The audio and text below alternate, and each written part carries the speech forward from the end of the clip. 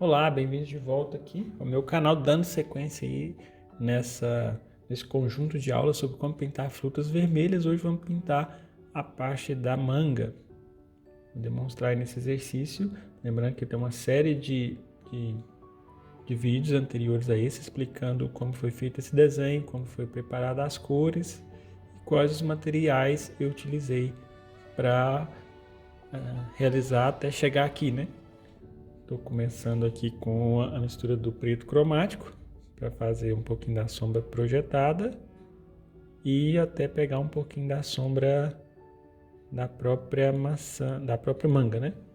O habituado a falar maçã, agora falando maçã, mas é manga. Aqui eu já vou entrando no vermelho, né? Que tem vermelho com verde, só que uma quantidade maior de vermelho. E caminhando agora para os vermelhos um pouco mais próximo de puros, né? Eu vou fazer aqui essa lateral primeiro, que também é bem escura. Bom, esses são os únicos pontos dessa pintura que são mais vermelhos. Vou mudar aqui para uma intenção um pouco maior, eu estava utilizando o número 6, vou passar a utilizar o número 10, por eu entrar numa área um pouco maior. E agora eu começo a utilizar os vermelhos, só que vou passar a utilizar um pouco mais de branco e neutralizar com o verde, porque a manga ela já tem uma coloração diferente das anteriores, né? No exercício anterior foi feito uma maçã que é mais alaranjada, a maçã Fuji tem colorações mais alaranjadas, a maçã argentina que é mais vermelhinha, e agora a manga que tem essas colorações ligeiramente rosa, né? O rosa é o vermelho com branco. Eu só tenho que tomar cuidado para não clarear demais, né? Eu tenho que seguir a escala do degradê, ou seja, eu tenho que ir clareando aos poucos, por se tratar de um formato arredondado.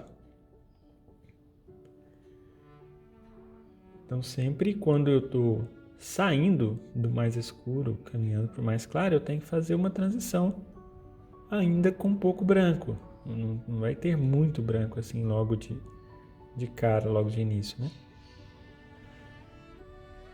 Bom, a partir daí eu já começo a clarear um pouco mais. Então vou aumentar um pouco mais do branco.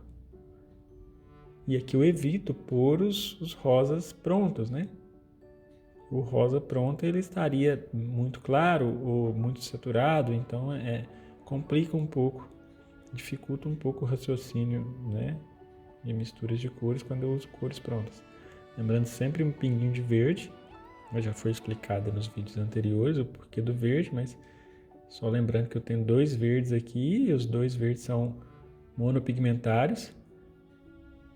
Aí se você é novo aqui no canal e está escutando esses termos pela primeira vez, nossa, monopigmentário, verde frio, verde quente, eu tenho aqui uma série de vídeos explicando sobre isso, falando sobre as cores, explicando o que é uma cor monopigmentária, o que é uma cor opaca, uma cor transparente. Tem um vídeo aí, vou deixar nos links da descrição desse vídeo e vou deixar aqui também apontando nos cards. Porque para pintar uma série de assuntos que a gente tem que entender em conjunto, não é somente pintar, né? Tem o estudo das cores, tem o estudo do desenho, então tudo isso tem que estar alinhado. Aqui o estudo dos valores, inclusive aqui eu fiz o valor um pouquinho mais claro e vou dar uma clareada. Eu tenho uma série de playlists aí que tratam separadamente esses termos, né? Eu tenho uma playlist aí só sobre teoria das cores, se eu não me engano, são 3 ou 4 vídeos que falam sobre o princípio das cores. Tem alguns vídeos também explicando como fazer os desenhos, como criar essa escala de valor, né? Que é tão importante. Tenho também vídeos explicando como fazer as cruzes cromáticas, que é o que está presente lá na playlist sobre as cores. Então é de suma importância, né? É um conjunto de conhecimentos que a gente precisa ter para, no momento de colocar em prática, a gente realmente saber que rumo tomar, né? Inclusive aqui eu fui fazendo um aspecto arredondado, de fora para dentro, cada vez clareando um pouco mais, até chegar ao ponto dessa luz, que eu clareio com um branco mais intenso. Mas ainda assim esfumando, porque o brilho da manga ele é mais... não é tão assim contrastante. Palavra complicada de falar. Ele não contrasta muito com os rosas em volta. Ele é mais um pouco como que esfumado, né? E aqui eu já tenho uma mudança de matiz, ou seja, eu tenho uma mudança de cor. A cor deixa de ser rosa e laranja e vermelho, né? Passa a ser ligeiramente verde. Então eu usei um pinguinho aqui de amarelo com um pinguinho de verde. Tudo neutralizado, né? Fica uma cor mais parecendo marrom do que verde, né? Eu chamo de verde porque a gente viu fazendo a mistura, né? E aqui eu já vou voltar para o pincel menor para fazer essas manchas de cores. Então eu tenho aqui uma primeira mancha vermelha, né? Tentando reproduzir essas formações. Depois uma mancha rosa. Então lembrando que eu deixo de pensar na manga em si, passo a pensar em manchas de cores. Na ponta dessa mancha vermelha mais escuro, eu tenho um verde, um pouquinho mais claro, então aqui verde com um pouco de amarelo. Depois dessa mancha verde, volta a ter uma mancha rosa de novo, e um rosa, a gente não pode deixar se enganar, não é tão escuro, não é tão claro quanto parece, é um rosa da sombra, né? E o restante é verde. Então, se o restante é verde, se é uma área maior, eu voltei para o pincel um pouco maior. E são verdes mais quentes, né? São verdes que tem uma quantidade de amarelo maior. Então eu já utilizo o verde cúprico, que é mais ideal para essa característica. E ainda assim acrescento um pouco de amarelo nele. E aí, se for preciso, vou escurecendo um pouco mais de verde e um pouco mais de laranja. Percebe que o valor ficou um pouquinho já mais escuro, pois se tratando de um objeto arredondado, né? Se eu preencher de uma cor só, ele vai dar a ideia de ser plano.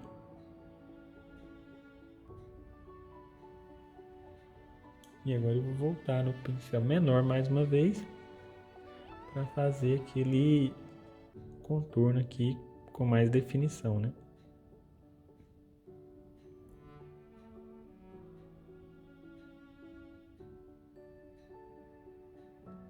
Feito esse contorno, agora está faltando só um pouco de luz refletida ali, ó, do lado esquerdo, que é ligeiramente rosa, mas não é um rosa muito claro.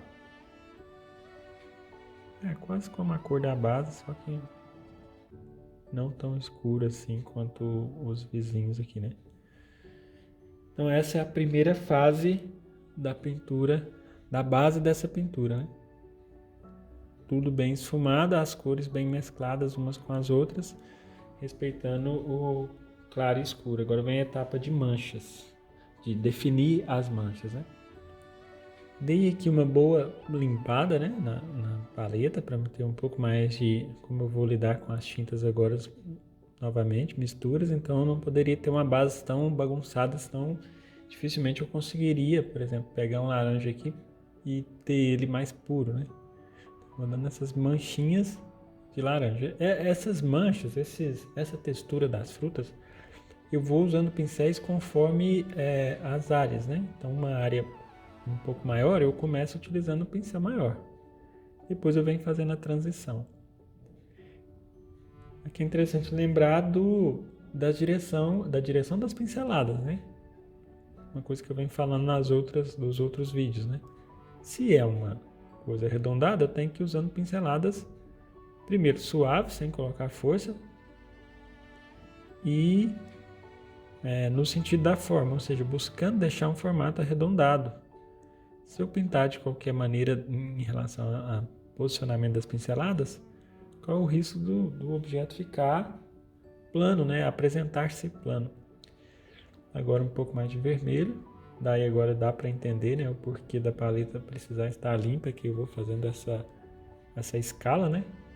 E trabalhando com a cor um pouco mais saturada por cima naquela base, né? Isso foi para as áreas maiores. Depois eu vou fazer a mudança para um pincel menor. Vou clarear aqui também um pouco mais de branco. Ainda não muito empastado nesse primeiro momento. E o mesmo pincel sujo, só que passando só pinceladas mais leves ainda, eu consigo clarear um pouquinho sem ficar tão iluminado quanto essa área clara, né? Um pouquinho de branco com um pingo do verde. Porque que eu vou fazer uma luz, não a luz direta, mas aquela luz que fica na parte arredondadinha ali, que faz com que o objeto demonstre que ele de fato é redondo, né?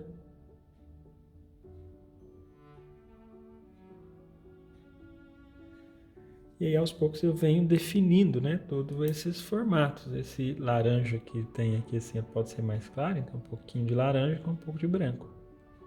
Eu vejo que um erro comum às vezes é tentar pintar e dar a textura ao mesmo tempo. E me parece que é preciso ter uma camada base. O exemplo que eu utilizo na sala de aula é sobre confeitaria. Quem confeita, quem faz bolo, sabe que para fazer a confeitaria, para colocar a textura do bolo, a primeira coisa é ter o bolo pronto, né?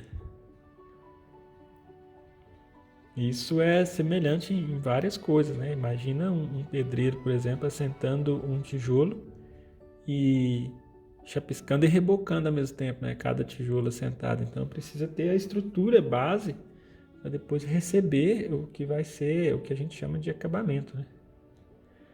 Aqui um pouco mais de verde. Então, tendo essa base toda pronta, eu venho ajustando as cores. É claro que a base a gente tenta deixá-la o mais próxima possível do que seria o resultado final, né? O que a gente tem que evitar cometer é, onde é muito claro, colocar uma cor muito escura.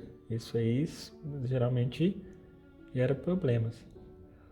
Para fazer marrons, eu utilizo laranjas, né, com aquela cor, com aqueles preto cromático.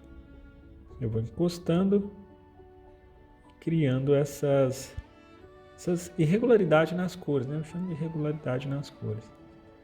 Porque aí aquele degradê deixa de ser tão progressivo, tão certinho, vamos dizer assim, e passa a ser um pouco mais com bastante cores irregulares.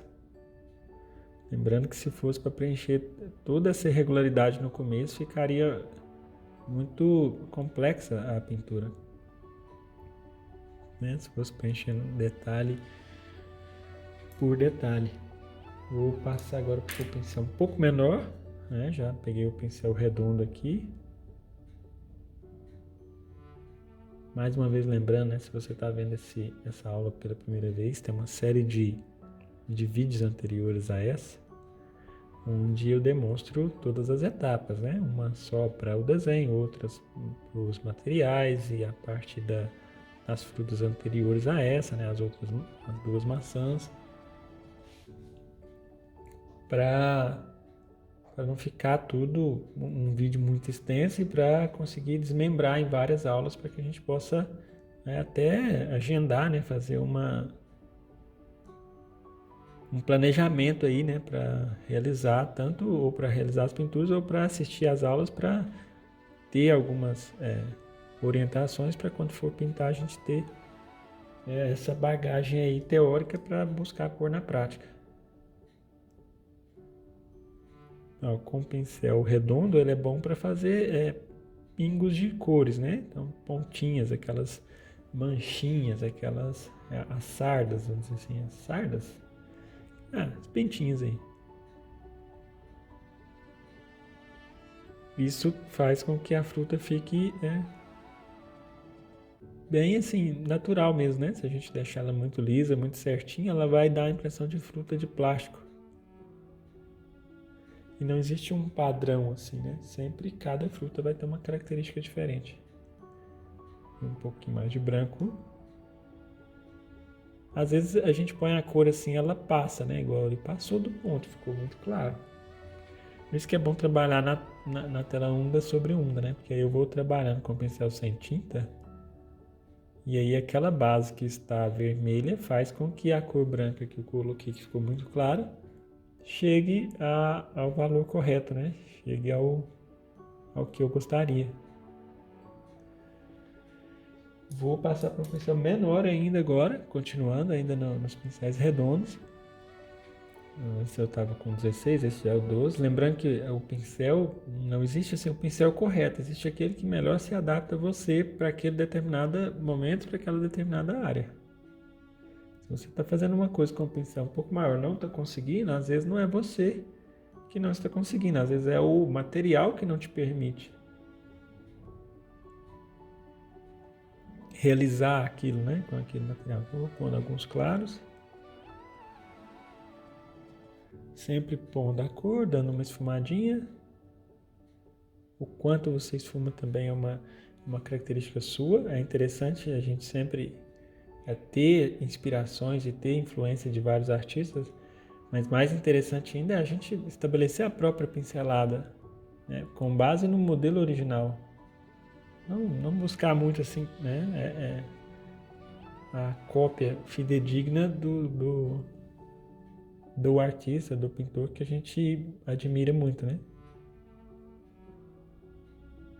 É preciso buscar cada vez mais o nosso próprio estilo de pintar, a nossa própria forma de pintar. Isso a gente consegue pintando por fotos, né? É muito bom, o estudo é ótimo, né? Não tem problema nenhum em fazer estudos cópia.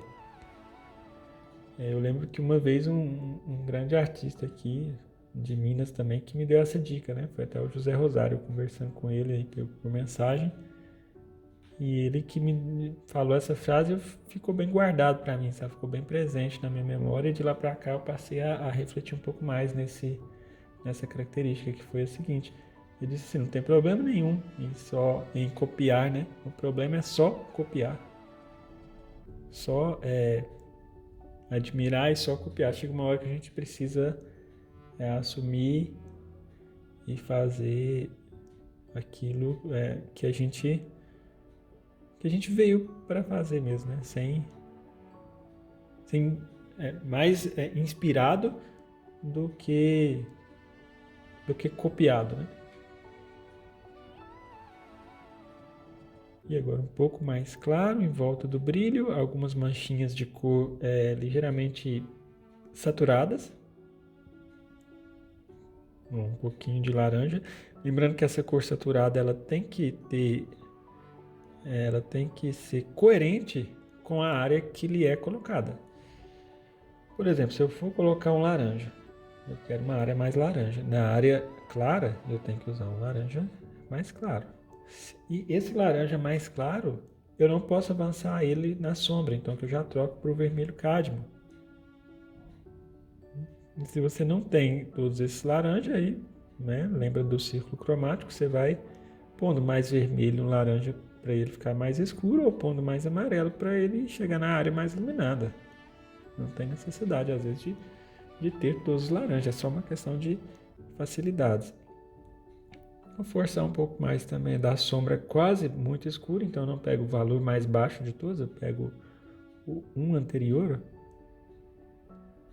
escurecer um pouco, e aqui também. E agora com o pincel redondo menor ainda, eu faço as pintinhas, né, menores ainda. As pintinhas também tem que ser referente à cor da base da superfície. Se é uma superfície mais escura, as pintinhas não podem ser muito claras. E se é uma superfície muito clara, eu não posso pôr pintinhas muito escuras, senão vai destacar muito.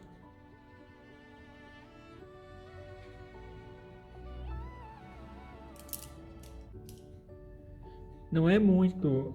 Antes, no começo, quando eu pintava, eu tinha uma necessidade de ser extremamente idêntico, extremamente uma cópia fidedigna do modelo que eu estava fazendo. Hoje eu já vejo que é preciso captar a essência, sabe, da cor, da fruta, da transição, a questão do degradê, né, o volume. Não precisa ter necessariamente uma semelhança fidedigna, né, com o modelo, porque não somos impressoras, né? Eu trabalho assim, eu gosto muito de pintura porque a pintura expressa a beleza das coisas, né? Eu gosto de expressar essa riqueza das frutas, essa beleza das texturas, né? E é claro que isso remete a lembranças, sabores, gostos. Então tudo isso é uma maravilha divina mesmo, né? Uma bênção de Deus as frutas.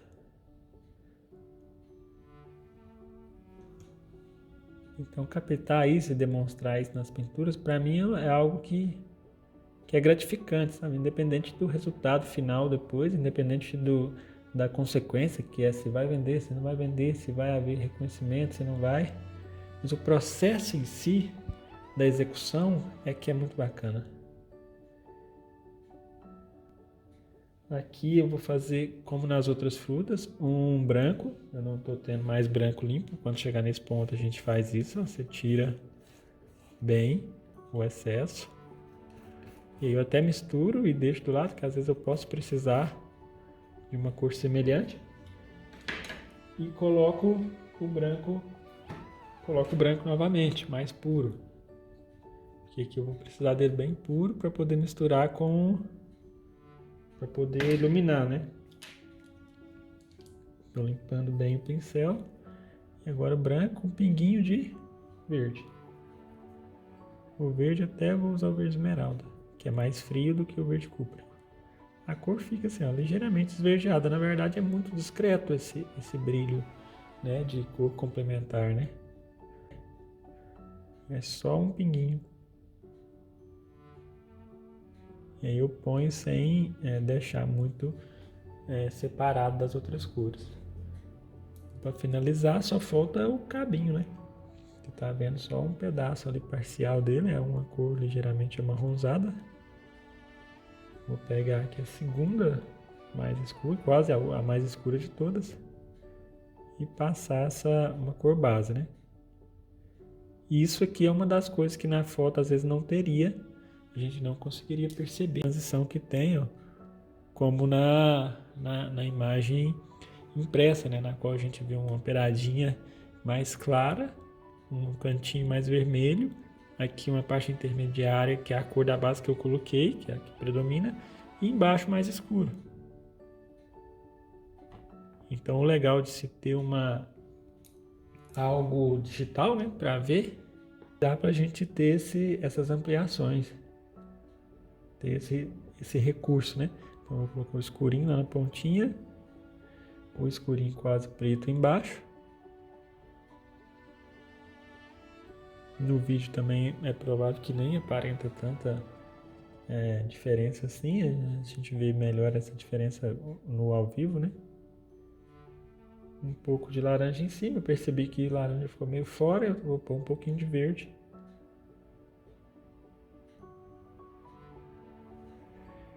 Aí já fiz aquelas transições de cores, né?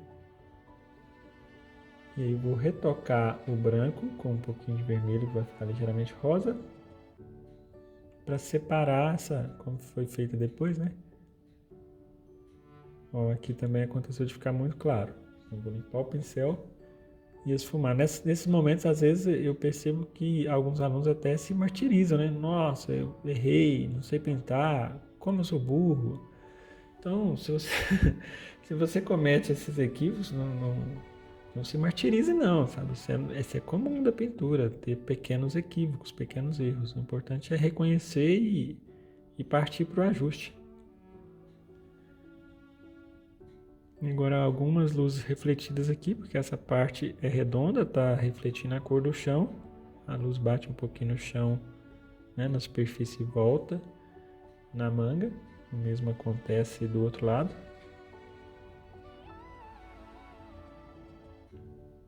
E algumas manchinhas fazendo a transição da parte verde para a parte vermelha. Então, encerrando por aqui mais um estudo. Te agradecer mais uma vez por acompanhar até o final dessa aula. Não deixe de colocar aqui nos comentários a sua opinião, o que você achou, que é novidade para você, o que né? Onde foi útil, alguma sugestão do que possa melhorar também nos vídeos, alguma observação que você tenha a fazer. Compartilhe aí com aquelas pessoas que você conhece que estão voltadas para o aprendizado da pintura, que estão começando. Às vezes na cidade que mora não tem, né, um ateliê para fazer pintura e desenho. Então por aqui estou sempre colocando alguns conteúdos aqui para que a gente possa aprender junto aí esse ofício da pintura e do desenho. Um grande abraço, te aguardo aí no próximo vídeo onde eu vou apresentar como nós vamos pintar esses morangos.